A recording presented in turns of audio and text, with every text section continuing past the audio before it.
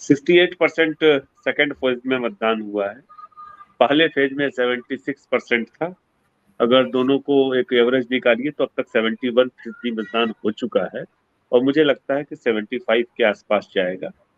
प्रकाश भैया, थोड़ा सा करेक्ट कर दूं, आपके यहाँ भी मतदान जो है मुझे लगता है कि पिछली बार की तुलना में थोड़ा बढ़ेगा, ये तय है। अभी रात को जब तक, क्योंकि छत्तीसगढ़ में एक चीज जो बहुत अलग हुई इस बार सेकंड फेज के इलेक्शन में, फर्स्ट फेज में नहीं थी, राजा राम भैया करेक्ट करेंगे,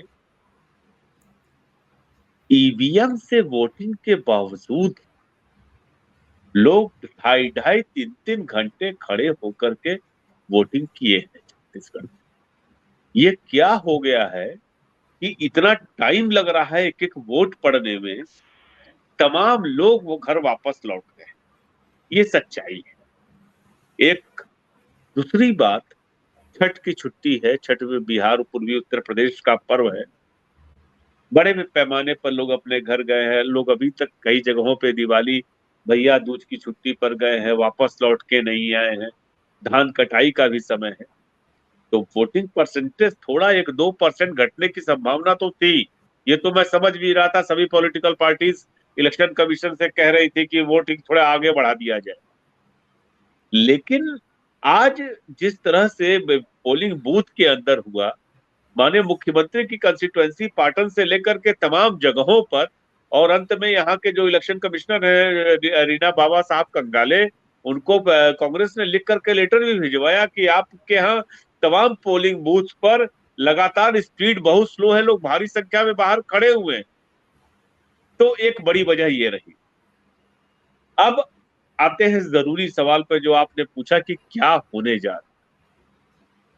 दरअसल देखिए, मुझे ये लगता है कि यह सवाल पूछे जाने के बजाय हमको ये पूछा जाना चाहिए कि जिन लोगों ने इस चुनाव में तमाम दावे किए, मोदी की गारंटी का क्या होने जा रहा है, कांग्रेस की घोषणाओं का क्या होने जा रहा है, और पब्लिक का क्या होने जा रहा है, बहुत साफ साफ कुछ चीजें दिखाई देती हैं। दो दुकानें हैं, कल्पना करते हैं अनिल भाई, दो दुकानें हैं, एक दुकान पर आपको एक के साथ एक फ्री मिल रहा है। आप वहां से जाते हैं चावल लेने के लिए, वो कहता है कि हम आपको 2 किलो दाल भी देंगे। दूसरे दुकानदार है जो कहता है चावल हम आपको पहली दुकान की तुलना में 1 रुपया महंगा देंगे और दूसरी चीज भी नहीं देंगे, आपको दाल वाल कुछ नहीं देंगे। तो निश्चित है कि ग्राहक जो है, जिस दुकान में चावल के साथ दाल भी फ्री मिल रहा है, वही जाएगा और वहीं से सामान खरीदेगा। छत्तीसगढ़ का फंडा ये बिल्कुल साफ साफ देख लीजिए, और कुछ देखने की जरूरत ही नहीं है। यहां पर छत्तीसगढ़ में धान के 3200 रुपया और किसानों की कर्ज माफी, ये दो मुद्दे ऐसे हैं। धान का 3200 रुपया और किसानों की कर्ज माफी, जिसमें कांग्रेस ने अपने आप एज हासिल कर ली। एक चीज इसमें कहने की कोई जरूरत नहीं, लेकिन यह भी सच है, एंटी इनकम्बेंसिंग होती है और उसको इनकार नहीं किया जा सकता। और यह भी सच है कि केवल हिंदुस्तान के चुनाव चुनाव में एंटी इनकम्बेंसिंग होती है। माने मैं आपको बताऊं धनंजय भाई कि आप अगर अमेरिका के चुनाव देखेंगे, यूएस के चुनाव देखेंगे, तो वहां पे 86-88% पॉसिबिलिटी होती है कि जो गवर्नर बना है वही गवर्नर दोबारा चुनकर चला आएगा। लेकिन देश में 1977 के बाद हमारे यहाँ लगातार एंटी इनकम्बेंसिंग बढ़ी, और जो 88% पॉसिबिलिटी पहले हुआ करती थी 77 के पहले की कांग्रेस ही चुन कर आएगी, आज 29% है संभावना कि जो सरकार चुनी गई है वह दोबारा चुन करके आए। और वैसे वक्त में अगर भूपेश बघेल वापसी करते हैं तो बड़ी चुनौती मोदी के लिए पैदा, क्योंकि छत्तीसगढ़ में तो ये है कि अगर आप किसी भाजपा समर्थक को कहेंगे भूपेश बघेल जिंदाबाद, तो वो तुरंत जवाब देगा नरेंद्र मोदी जिंदाबाद। यहां पर तो लड़ाई भूपेश बघेल वर्सेस नरेंद्र मोदी हो गई। और दूसरी चीज, महिलाओं ने बड़ी भूमिका निभाई है इस चुनाव में। पिछले चुनाव में भी निभाई थी, इस चुनाव में ज्यादा निभाई है और महिलाएं मुखर हो रही है। महिलाओं को ये समझ में आ गया है कि उनकी रसोई, उनके पति का रोजगार और कोई मदद कर सकती है तो नहीं करे चाहे ना करे, लेकिन कम से कम वोट के तौर पर वो अपने परिवार घर को देखती है। और आज तमाम लोग छत्तीसगढ़ के अपने घर के बेरोजगार बेटों को, अपने घर में रखे 70 रुपया किलो प्याज को, रसोई घर में रखे 972 रुपए के सिलेंडर को, 200 रुपया की दाल और सरसों के तेल को देख करके मतदान करने गए हैं। और कोई ये कहता है कि मुद्दों पे मतदान नहीं होता, तो होता है। और सच्ची बात यह है, फिर कह रहा हूं, 9 सालों में पहली बार हुआ है प्रकाश भैया, 9 सालों में, 9.5 सालों में पहली बार हुआ है कि बीजेपी को कांग्रेस के नैरेटिव पर आकर के, उसकी पिच पे आकर के यह चुनाव लड़ना पड़ा है। मोदी जी अपने भाषण में, अमित शाह अपने भाषण में किस चीज की बात करने लगे? किसानों की, आदिवासियों की, छात्रों की फीस माफी की, अरे ओबीसी की। मोदी जी तो फिर कहा गया कि ओबीसी हम हैं इसलिए हमको गाली दी जा रही। ये अपने आप में एक बड़ा लोकतंत्र के लिए सुख की बात है कि ऐसे कट्टर व्यक्ति को, जो राजस्थान में कह रहा है कि फांसी माने मत जैसे पवित्र चीज की शुद्ध, क्या कहा जाए, पूजा करते हैं हम लोग, त्योहार की तरह मनाते हैं चुनाव, उसकी तुलना जो फांसी से कर रहा है, वो आकर के छत्तीसगढ़ में यहां उलझा हुआ है अपने एजेंडे पर। जो उनका हिंदुत्व का एजेंडा है, धर्मांतरण का एजेंडा है, 5 साल तक छत्तीसगढ़ में हजारों की संख्या में धर्मांतरण कराए गए। नारायणपुर में दंगा करा दिया गया, राजाराम त्रिपाठी जी गवाह है उस बात की, एसपी का सर फट गया वहां पे। पूरे चुनाव में एक बार भी धर्मांतरण का जिक्र छत्तीसगढ़ में नहीं, हिंदुत्व का जिक्र नहीं हुआ। मध्य प्रदेश में नरोत्तम मिश्रा जो है, कैसे खामोश बैठे रहे आपने देखा? अभी उनका कुछ बयान आया है आज जा करके। लगातार चुनाव में 2 महीना चुप मार के नरोत्तम बैठे थे। मोदी गए, मोदी जी ने भी एक बार ऐसा कुछ नहीं कहा जो बहुत उत्तेजक हो, राजस्थान में कह रहे हैं। ये चुनाव भाजपा के शीर्ष नेतृत्व और स्थानीय नेतृत्व के बीच तकरार, भाजपा में जो एक, आखिरी बात इसी में बस जोड़ दूं छोटी सी, जो भाजपा में अनार्किज्म है टॉप लेवल पे, कि मोदी जी किसी सांसद, किसी मंत्री को कुछ नहीं समझते हैं, उसका जीता जागता नमूना यह चुनाव है। कई लोगों का पॉलिटिकल करियर इस चुनाव के बाद खत्म होना है। और अगर ये चुनाव मोदी जी मध्य प्रदेश और छत्तीसगढ़ में भी हार जाते हैं, राजस्थान में तो खैर बहुत सूचनाएं जो वहां से आ रही बहुत चौंकाने वाली है, वहां से भी कांग्रेस की बात आ रही है, लेकिन मान लेते हैं कि राजस्थान बीजेपी ले जाती है, तो भी अगर मध्य प्रदेश और छत्तीसगढ़ चला गया तो ये जान लीजिए कि मोदी का युग चला गया। कल एक मित्र कह रहे थे कि दरअसल हुआ क्या कि मोदी और शाह को इस बात का पता नहीं था कि एक मोदी आएगा तो उसके जैसे सैकड़ों मोदी पैदा हो जाएंगे। और जो छत्रप हैं तमाम पार्टियों के, भले वह भूपेश बघेल हो, भले वो कमलनाथ हो, उन लोगों ने अपने आप को मोदी से ताकतवर कर लिया है। वो मोदी के वो प्रतिरूप है जो सेकुलरिज्म में विश्वास करते हैं लेकिन राजनीति उनसे बेहतर करना चाहते हैं। यही हुआ है छत्तीसगढ़। मैंने वही दुकानदार वाला उदाहरण दिया था आपको। छत्तीसगढ़ में कांग्रेस पार्टी ने, जो बड़ा सिंपल सा है, इसको समझने के लिए बहुत दिमाग लगाने की जरूरत नहीं है। 72-73% जनता आदिवासी है, किसान है, मजदूर है, खेतीहर मजदूर है। और कर्ज माफी का बहुत बड़ा अस्त्र कांग्रेस के पास है, साथ में धान के 3200 रुपए का अस्त्र है। कांग्रेस के पास राम वनगमन पथ और कौशल्या मंदिर के स्थापना की जो एक बड़ी वो रही है मुहिम, उसमें बीजेपी के हिंदुत्व का काट भी छुपा हुआ है। कांग्रेस ने कहा है कि हम शिक्षा पूरी तरह से पीजी तक मुफ्त कर देंगे। आत्मानंद स्कूलों की इतनी तारीफ हुई देश भर में, अब वो कह रहे हैं कि पूरे प्रदेश के जितने स्कूल है सबको आत्मानंद स्कूल बना। भारतीय जनता पार्टी के पास क्या है, सवाल खड़ा। भाई भाजपा आप को कह रहे हैं आवेश भाई, मैं टोक रहा हूं आपको। आप कह रहे हैं भारतीय जनता पार्टी के पास क्या है। मोदी जी मध्य प्रदेश में चुनावी भाषण देने के बाद चले गए वहां झारखंड। बिरसा मुंडा के गांव गए उलिहातू, तो वहां उनकी स्मारक पे जो है फूल माला चढ़ाई। उसके बाद जो है उनके परिवार वालों से मिले। और पहले प्रधानमंत्री हैं जो उलिहातू गई हैं, कोई दूसरा प्रधानमंत्री आज तक गए नहीं। फिर जो है आदिवासियों के कल्याण के लिए तमाम सारी घोषणाएं की, हजारों करोड़ की घोषणाएं की झारखंड में। आदिवासी महिला को राष्ट्रपति बनाया। अब आदिवासियों के लिए और कितना करें मोदी जी बेचारे। अब आप जितनी बात बता रहे हैं कि झारखंड में क्या क्या किया, आप सोचिए कि झारखंड वो गए, मुझे सिर्फ इतनी जानकारी है और मुझे केवल इतनी जानकारी है कि जनजातियों के लिए 28 करोड़ की कोई योजना शुरू की गई है। उसके अलावा किसी चीज की मुझे जानकारी नहीं है कि कहाँ क्या माल्यार्पण किया और क्या किया।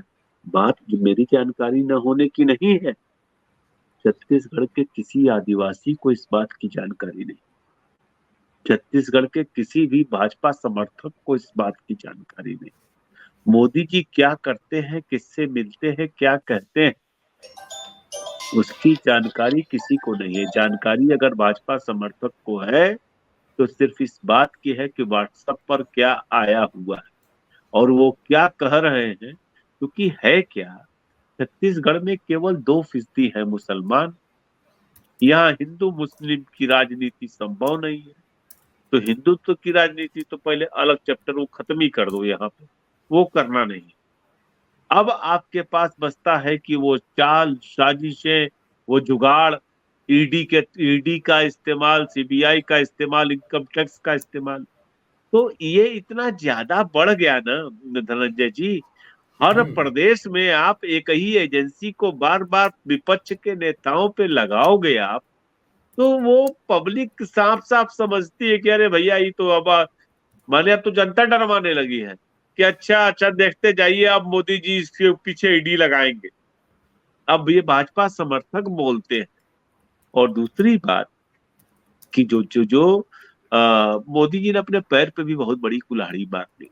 मुझे पता नहीं क्यों लगता है कि एक बड़ा डिजास्टर हो गया जो उन्होंने नए संसद में अधिवेशन बुला लिया, विशेष सत्र बुला लिया और ये जो महिला आरक्षण वाला कांड कर दिया ना, उसकी वजह से बहुत नुकसान हुआ। उसकी वजह से जो ओबीसी आरक्षण की धारा वो हुई और जिसको बिहार की जाति जनगणना ने और मजबूती दे दी।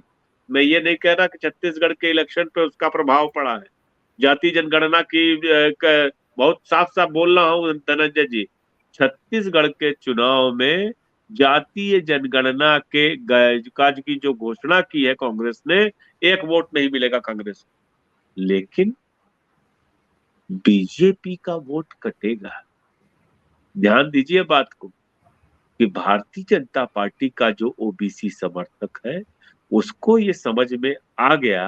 राहुल गांधी ने और कांग्रेस विपक्ष के तमाम नेता जिसमें नीतीश कुमार भी है और लोग हैं, अखिलेश है, वो पूरे देश में जो हवा चली उसमें ओबीसी वोटर जो कि छत्तीसगढ़ का बहुत खास वोटर है, जानते हैं राजा राम जी कितनी बड़ी भूमिका है ओबीसी की, उसको ये समझ में आ गया कि ये हिंदुत्व के चक्कर में पड़ के कहीं ऐसा ना हो कि हमारा रिजर्वेशन जो हमको सलाह मिलना चाहिए वो भी नहीं मिल रहा है, नौकरी भी नहीं मिल रही है, और हम जाएंगे कहाँ पे।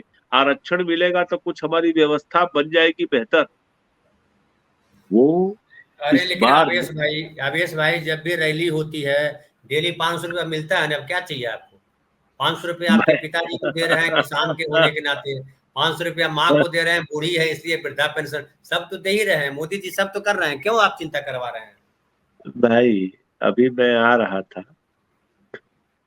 रास्ते से, एक ठेले पे अंडा बेचने वाली एक औरत खड़ी थी यहाँ के जय स्तंभ चौराहे पर। मैं तो आम लोगों से बात करता हूँ, चुनाव के विश्लेषण को लेकर के खास लोगों से कभी नहीं करता। मैंने एक सामान्य महिला से पूछा, हमने कहा किस कौन दिखाई दिया ज्यादा, कांग्रेस की बीजेपी? तो कहे भैया, अरे कांग्रेस बीजेपी हमने नहीं पूछा, हमने कहा फूल दिखाई दिया कि पंजा? तो वो बोली कि पंजा दिखाई दिया भैया। हम बोले पंजा क्यों ज्यादा दिखाई दिया? कहा तो उसके ठेले पर प्याज रखा हुआ था, कही कि इस वजह से दिखाई दिया। जो 70 रुपया किलो का प्याज है, वो कह रही थी कि इस वजह से पंजा ज्यादा दिखाई दिया। मैं आज सवेरे जब निकला, एक लड़के से मिला, तो वो खाली घर के बाहर निकल कर चौराहे पे खड़ा था। युवा लड़का, 19-20 साल का, पहली बार का वोटर। हम रोक अपनी गाड़ी रोका, बाइक रोका, मैंने, मुझे लगा जर्नलिज्म कार से ज्यादा बाइक पे ज्यादा बेहतर ढंग से हो सकता है। मैंने अपनी बुलेट रोकी और मैंने उससे पूछा, बुला करके पास में, और क्या हालचाल है, वोट करने गए, गए कि नहीं गए? कहे भैया बस निकल रहा हूं ना अभी। हमने पूछा कि क्या लग रहा है? कहे भैया देखिए, कांग्रेस पार्टी जो है ना, वो थोड़ा बहुत उसमें कुछ मिल भी जाएगा, हमको भाजपा में नहीं मिलेगा। हम लोग कहते रह जाएंगे। हमारा नेता कम से कम ऐसा है कि अगर हम फोन कर देंगे कि सुनो जी हमारे घर वाले अस्पताल में भर्ती है, अगर देखने नहीं आओगे तो फिर हम तुमको बताएंगे, तो विकास उपाध्याय चला जाएगा अस्पताल में। और ये सच्चाई है। ये राजा राम जी जानते हैं कि यहाँ के विधायक को अगर यहाँ का मतदाता फोन करके कहे कि हमारे घर वाले अस्पताल में भर्ती है और नहीं आओगे तो मोहल्ले का वोट नहीं मिलेगा, तो वास्तव में वो विधायक आपको अस्पताल तक जाएगा। ये खाली कांग्रेस के एक विधायक की बात नहीं कह रहा। जो अहंकार भरा था भारतीय जनता पार्टी में मोदी जी की वजह से, 2014 में सत्ता में आने के बाद मोदी ने एक काम किया। जितने लोग चुन के आए, ये बात बिल्कुल माननी चाहिए, हम सबको माननी चाहिए, आपको भी माननी चाहिए जय साहब, कि मोदी जी के नाम से बहुत सारे लोगों ने चुनाव जीता। लेकिन वो क्या थे? मोदी के प्रतिरूप थे, और उनके अंदर उतना ही अहंकार भरा हुआ था जितना मोदी में भरा हुआ है। योगी आदित्यनाथ अपवाद है कि जिनमें मोदी से ज्यादा अहंकार भरा हुआ। तो ये जो अहंकारियों की फौज थी, उनका जो औरा वर्चस्व बना हुआ था, वो एक के बाद एक ध्वस्त हो रहा है। कर्नाटक से बड़ा उदाहरण क्या हो सकता है कि आप कहते हैं बजरंग दल पर प्रतिबंध लगाएंगे और उसके बावजूद कांग्रेस पार्टी सत्ता में आ जाती। यह इस देश का असली चेहरा है।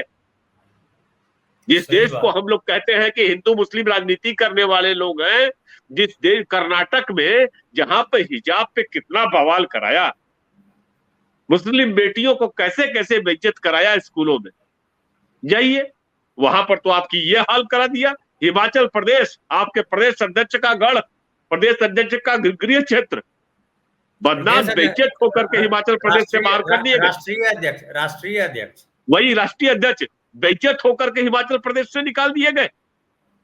आज स्थिति ये हो गई कि नरेंद्र मोदी जी पार्षद का चुनाव हो तो उसमें आ जाते हैं प्रचार करने, अच्छा आवेश भाई, एक विधायकों का और मैं प्रचार टोक, करने आ जाते हैं। आवेश भाई मैं टोक रहा हूँ। आज जो है नड्डा साहब का मैं भाषण सुना, उन्होंने कहा कि राहुल गांधी जहां जहां भाषण देते हैं बीजेपी जीत जाती है। तो हमने कहा, लिखा हमने ट्विटर पे, हमने कहा कि एक काम कीजिए, आप मोदी जी अमित शाह जी को बोलिए घर बैठो, हर जगह भाषण दिला दो राहुल गांधी का, सब जगह जीत जाओगे आप।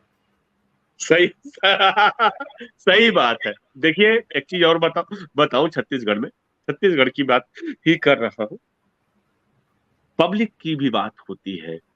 अनिल जी, मैंने अभी एक कोई मुझसे साथी कहीं पर, अभी चूंकि मैं 2 चैनल पे लगातार था, आपके यहाँ से भी उठ के गया था, कोई कह रहा था कि आप लोग जैसे सोच रहे हैं वोटिंग का पैटर्न वैसा नहीं रहा है, शहरी इलाकों में बीजेपी को वोट अच्छे मिले। बहुत खुल के कह रहा हूँ, ईमानदारी से कह रहा हूँ, मैं उत्तर प्रदेश का रहने वाला हूँ, राजा राम त्रिपाठी जी का मूल भी यूपी में ही जुड़ा हुआ है। ये उत्तर प्रदेश और बिहार के जो विस्थापित है तमाम राज्यों में, जिनकी संख्या बहुत ज्यादा है, बहुत बड़ी आबादी है, जो जाके काम धंधा करने लगे, फिर वहां रोजगार लिया, फिर वहां जमीन खरीदी, फिर वहां स्थापित हो गए, मेरे जैसे लोग, उनमें से 90% लोग भारतीय जनता पार्टी को वोट देते हैं, और बहुत जबरदस्त ढंग से ये पूरे के पूरे परिणाम को प्रभावित करते रहे। छत्तीसगढ़ में पिछले 5 सालों में उसके खतरे भी हैं। छत्तीसगढ़िया जनता ने इस बात को समझा है और वो किया है। मैं अपनी बात व्यक्तिगत तौर पे जानता हूं। राजा बहुत खतरनाक बात बोल रहा हूँ, धनंजय जी ध्यान से सुनिएगा। राजा राम भैया वो चीज कर चुके हैं, उससे गुजर चुके हैं और मैं गुजरने वाला हूँ। अनिल जी, मैं यहाँ आ करके अब मैंने छत्तीसगढ़ी में बोलना शुरू किया है, धीमे धीमे छोटे छोटे शब्द मैं सीख रहा हूँ। बहुत सही बात है कि मुझे छत्तीसगढ़ी क्यों अपनाएगा, जब हम यहाँ के किसानों की समस्याओं को, आदिवासियों की समस्याओं को खुद को नहीं जोड़ेंगे तो वो मुझे क्यों अपनाएगा। राजा राम जी ने अपनाया कांकेर में रह करके, उनको अपने घर परिवार का सदस्य बनाया। धर्म जाति परंपराओं की जो बात होती थी उत्तर प्रदेश की, जो हम लोगों के समाज में सवर्ण हूं मैं, जो परिवार के भीतर था सवर्णवाद, उसके जड़ों को हम लोगों ने, बेड़ियों को तोड़ा और यहाँ के लोगों के साथ शामिल हुए, उसकी वजह से अपनाया। और है क्या, इस चुनाव में छत्तीसगढ़िया अस्मिता बहुत बड़ा सवाल था।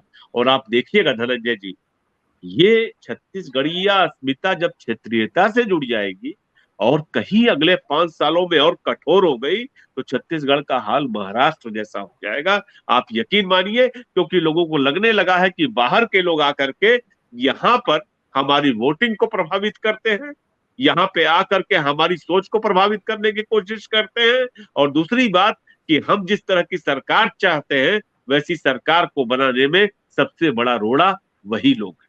यह भी सच है। आवेश भाई 3 तारीख को हम बैठेंगे, फिर इस पे चर्चा करेंगे।